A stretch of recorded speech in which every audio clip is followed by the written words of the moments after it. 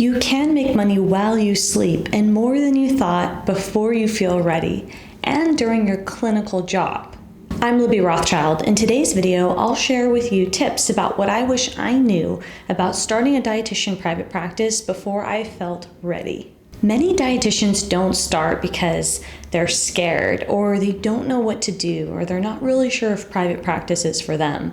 And in today's video, I'm going to demystify those myths and help break down step by step what I wish I would have known earlier, which could have helped me make money and create more impact even sooner in my career. If you like this kind of content, hit the subscribe button, make sure you comment below on what points stood out to you from today's video, and I create videos every Monday morning to inspire you to start and grow a dietitian private practice. The first topic that comes up is, can I work during a dietetic internship? And the answer is yes. In order to work, you do need to keep a few things in mind, specifically time management. When I was a dietetic intern, I did have to work. I wasn't married, I didn't have any other familial support. I was providing for myself, and during that time I was working as a personal trainer. I did limit my hours. I was working as an independent personal trainer, so I found a way to compact my hours, minimize them, but still be able to provide some cash flow so that I was able to make ends meet, because the internship for me was non-paid. There's very few internships that provide a stipend or pay you, as you probably know. I don't know what percentage, but very, very few. That being said, I practiced time management. As a personal trainer, I would batch my sessions together in the morning before I started a rotation on an evening, and I would consolidate to maybe 1 or 2 per week and or on the weekend. Again, I did limit the amount I was working, more so than a full-on part or full-time. It was a little less than part-time, and I was able to make it work. I also communicated that, and I was able to get some flexibility given my circumstance, because I had to make ends meet while I was in my dietetic internship. So it's possible. There's going to have to be some communication. You're going to have to hone in on your time management skills, and you're going to have to really think about your limits as a person and what are you able to do and what makes you feel really overwhelmed, so that you can prevent that and package your work in addition to your rotations in a way that makes sense. Maybe there's one rotation that's going to cause more anxiety or create more demand from you, and that's when you want to be aware of how to create your schedule that's going to complement your schooling so you're able to pass and be eligible to send in for your RD exam. There's 2 other areas when it comes to working during your dietetic internship for me that really helped me, and that's mindset. So I told myself I can do it. I've been working since I was pretty young. I worked all throughout school, throughout my undergrad and grad degree and my dietetic internship, and I told myself I knew I was capable of making it work. It would require further modification during the internship component, more so than during grad school. And so because I told myself those positive affirmations, I can do it, I'm capable, I was able to actually do it. So I really focused on developing a growth-oriented mindset when it came to working during my dietetic internship. So we talked about time management and your mindset. The last piece would be networking. Now, at the time when I completed my dietetic internship, it must have been 5 or 6 years ago, I wasn't yet on social media. I wish I was, but I wasn't leveraging social in a business capacity. And, Facebook account for personal use, but I wasn't really posting anything business related. I wish I would have done that in retrospect, but what I did do is I made an effort to connect and network with peers. I developed relationships with my preceptors, and I constantly made an effort to communicate and see how I could add value among my peers. And so I would check in via email, and then I remember there were some opportunities to go to some extra events during my internship during specific rotations, and I made sure to focus on those, and that helped me with relationship skill building. And when you're in private practice, being able to communicate effectively with other people and employ a level of empathy are really helpful skills that are going to take your business to the next level. So whatever way you're able to develop relationships, whether it's with preceptors, peers, etc., you want to make sure to do that. And one of the easiest ways to do that is through leveraging social media. Again, wish I would have done that sooner. During the dietetic internship, you will have an opportunity to explore your interests, right? And for me and many of you who are multi-passionate, you might have many. I actually really enjoyed agriculture and sustainability. There's so many different interests I have. I did a child-focused internship, so I spent more time than usual working in school food, which I found really interesting. And then I actually got a peds job in clinical, which has nothing to do with what I do now, but it was an opportunity for me to explore my interests. I think it's important to have an open mind when you're doing that. I mean, I was kind of all over the place. So I worked in peds for 4 years after my internship. And before peds, I did per diem at a hospital. So I was doing clinical and inpatient. I was working like full-time, but they didn't give me the benefits. And then by the time I did have an opportunity to secure that as a full-time position, I got another job as chief clinical in a nursing home. So I did nursing home, and then I ended up doing peds. And then I got into teaching and developing curriculum. I did that for 4 years, 4 academic years. I also did consulting. So I had like a really mixed bag of things I was interested in and things that I did in the field. I think it's important to keep an open mind so that you can build your skills and identify what you really enjoy and feel aligned with. And then that brings us to niching down, which we'll talk about later.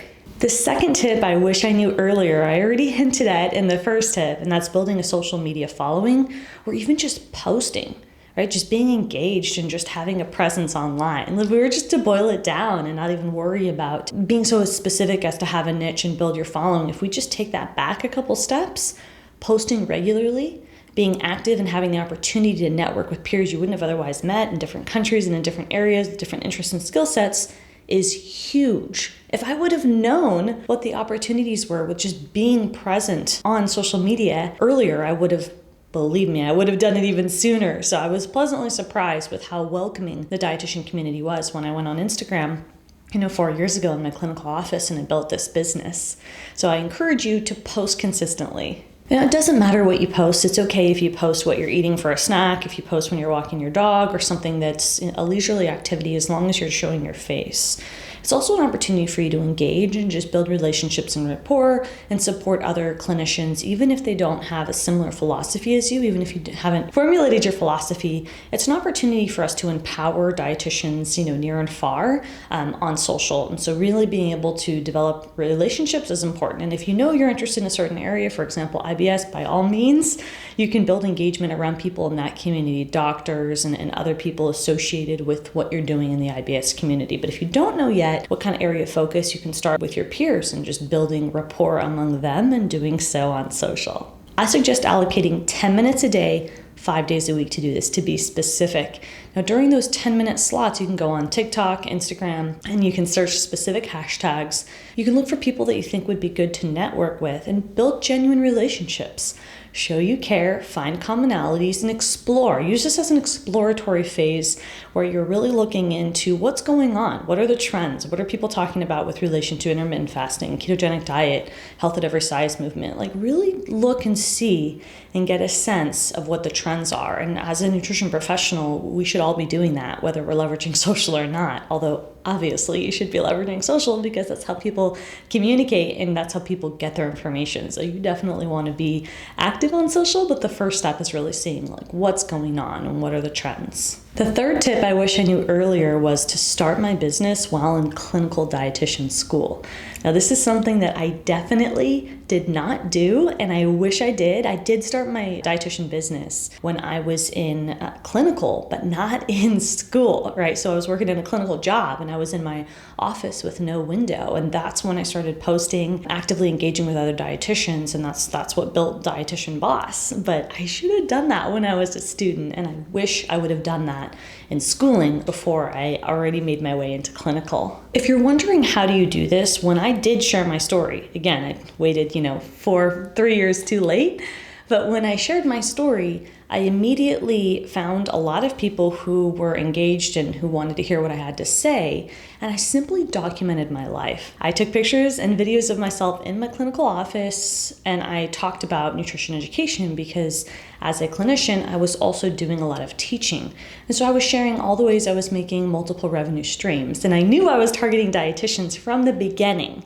I didn't know how effective I would be at just sharing my life. At the time, there were no stories. This was, again, 4 years ago, so the features were limited. There weren't reels, there weren't stories. I would actually do posts of short videos and explain things like, nutrition education and talking about sugar sweetened beverages and common themes that I would teach in my curriculum, I shared about them just to ask what other dietitians were out there doing so. I've been told that was bold and courageous. I've also been told my videos were a little bit amateur, and it doesn't matter because what happens is I put myself out there and got started. It worked really well. I built a community and dietitians immediately asked if they could pay me to coach them, and it turned into a business, and now I have a proprietary process and a system with a team of over 7 people from around the world just a few years after I got started. So really there's huge potential with you going on social, exploring, right, like I said, those 10 minutes a day, 5 days a week, right, maybe Monday through Friday, but also sharing your life, that you're actually posting and you're talking about yourself in a way that is aligned. So if you're feeling awkward with that, the easiest default, if you're not sure what to share when you're getting started, would be to talk about something you're passionate about. If you're in peds, you can talk about peds, right? If you're doing something in the weight loss or the performance industry, you can talk about trends related to that. And you're not pigeonholed to talking about that forever. It's a way for you to get started. So a lot of us get hung up on exactly what to say when we're starting. And the answer is it doesn't really matter what you say. What matters is that you say it so that you have an opportunity to hone in on what you're saying in the future. The fourth tip I wish I knew before starting my Dietitian Private Practice is that you don't need a niche to get private coaching or any kind of coaching clients, whether you're offering programming groups or you're offering private coaching. Now, hold on, because I'm all about niching down. You definitely do need a niche at some point. Developing and defining what your specialty is and who you're serving is hugely important, and it's an integral component for the sustainability of your business so that you can market more seamlessly and you can give a clear experience you can differentiate from your competition. It's hugely important to define a niche. But that doesn't mean you have to when you're first getting started. Again, feeling like you have to have it all figured out before you even put yourself out there can feel overwhelming. And I want to demystify that the process of you putting yourself out there, doing that 10 minutes a day, 5 days a week, sharing a little bit about your life and some components that maybe are related to academic, maybe some related to personal, are going to help you get one step closer to defining your niche. It's safe to say you will evolve with time. Even though when I started, I was like, okay, I know I want to help dietitians. I want to help them make money. That was my thing when I first started, is helping dietitians make multiple revenue streams. And that's essentially still what I do. I help you build your private practice, right? Start and grow your private practice and leverage social media to do so. So I had that idea right when I started. I didn't know it would be through social media. The first month on social, I said, I'm going to help dietitians make multiple revenue streams, and I'm just going to share how I'm doing it and see how the market receives it. They received it really well, and since I grew my following pretty quickly, I said, let me help you make multiple revenue streams and show you how social can be an avenue to do so, because I had gotten traction so fast and I wanted to share my results, right? And so if you think about that, I showed up, I shared my life, opportunities came, and they grew. And that's no different than your process of showing up and finding those opportunities. And sometimes those opportunities can come quickly, and sometimes they might take a few months, but what's important is to be consistent and have a growth-oriented mindset. I think what's important to remember is to constantly take imperfect action, and it feels uncomfortable as dietitians. We tend to be perfectionists. We tend to be heavy on compliance and systems, meaning we want things to be planned out and to make sense to us before we even say, yes, we'll do it. That's our personality profile of a typical dietitian. So I understand where it can feel awkward to go against your personality and what you're told. And that's part of the beauty and the joy of private practice, is pushing yourself and that amount of unknown when it comes to marketing and building. And to comfort you, many of us have done it, and it is an opportunity for you to feel more fulfilled. That being said, Rachel Everett, one of my clients who took imperfect action, she talks about that in one of our podcast episodes. She had said that taking imperfect action helped her show up consistently on social, and within a year of starting from zero when she hired us, she was able to make 6 figures in 100% virtual private practice. And there's many other clients that have a similar story. I remember Rachel particularly because she talked as a theme about imperfect action, and I hope that inspires you. She's also a new practitioner. She had newly graduated and said, I want to go into private practice, and she was willing to leverage social, and she has a very successful, fulfilling career that's aligned with what she wants to do. The 5th tip I wish I knew before starting my Dietitian Private Practice is that you absolutely need to establish a niche within the market. In order to differentiate and stand out, you will need to establish a niche. Now in business, You don't want to look or feel or appear the same as your competition. And one important way to do that, to say, gosh, I don't want you to feel like you can hire someone else and they'll give you the same result or even better, is that you have to find a way to have your messaging in the business that you've defined be different and unique. And part of niching down will help you do that in a market where there's so many people online, both dietitians and non-dietitians in the nutrition space, competing for consumers' attention in various different ways and in various different outcomes when it comes to child nutrition, right? Growth, performance, weight loss, food freedom, eating disorders, chronic disease. There are so many people trying to help other people achieve the outcomes within those specialties.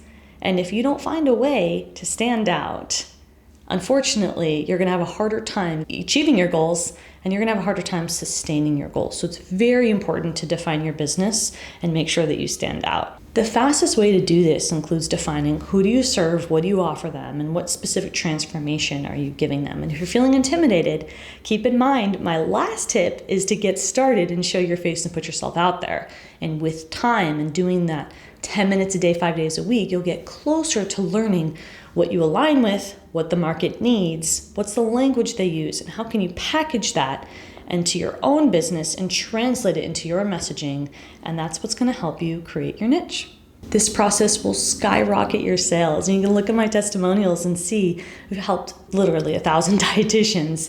And we've got so many success stories for dietitians that started from zero and focused their messaging or able to achieve their dreams, whether part-time or quitting clinical and going full-time. And then we also have dietitians, a few who came to us with kind of an idea of a niche, and then we were able to really help them package it up through my proprietary system, the Dietitian Boss Method, because I've got a step-by-step framework to help you focus your message and really tighten up those loose ends and make sure that you're communicating in a clear and effective way as a dietitian, as the #1 expert in food nutrition, so that people know they need to hire you, they need to buy your product and or service. People will pay you if they see that you can help them achieve their outcome. One example would be Stephanie from Pregnancy Nutritionist, who started with us from zero.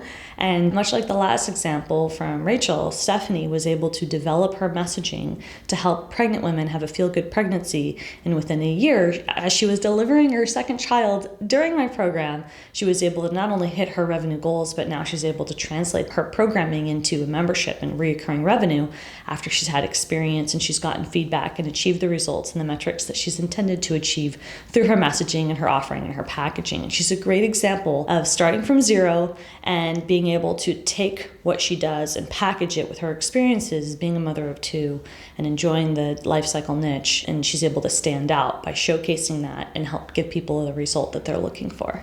If you like this video, you'll probably like this next video that shares all about the secrets to starting your private practice so that you can avoid a lot of mistakes that might cause you anxiety, extra time, or just, let's face it, there's some frustration out there with trying to piece together your business. And we are here as an education and coaching platform to give you those faster solutions and resources so that you can operate and align with your goals, make the money you want, and really feel fulfilled as a dietitian in private practice.